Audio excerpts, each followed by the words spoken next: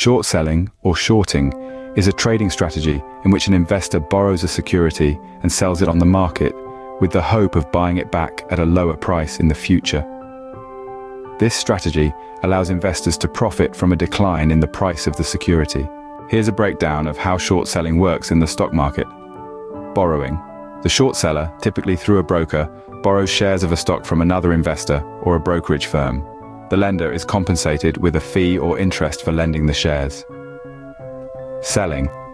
After borrowing the shares, the short seller immediately sells them on the open market. The short seller receives the proceeds of the sale, minus any borrowing costs or fees. Buying back. The short seller hopes that the price of the stock will decline.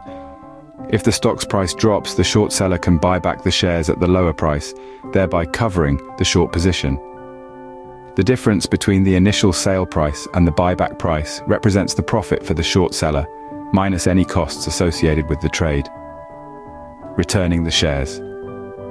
Once the short seller has purchased the shares to cover the short position, they return the shares to the lender. If the price has dropped, the short seller will have profited from the transaction. However, if the price has risen, the short seller will incur a loss. Short selling can be a risky strategy, as there is no limit to the potential losses. When an investor buys a stock, the maximum loss is limited to the amount invested. However, when an investor shorts a stock, the potential losses are theoretically unlimited, as the stock price can rise indefinitely. Short selling is also subject to potential regulatory restrictions and may be prohibited in certain markets or under certain conditions. It is important for investors to be aware of the risks and potential costs associated with short selling, as well as any rules or regulations that may apply. Overall, short selling is a trading strategy that allows investors to profit from a decline in a stock's price. It can be used as a way to hedge against market downturns, or as a speculative bet on a stock's decline.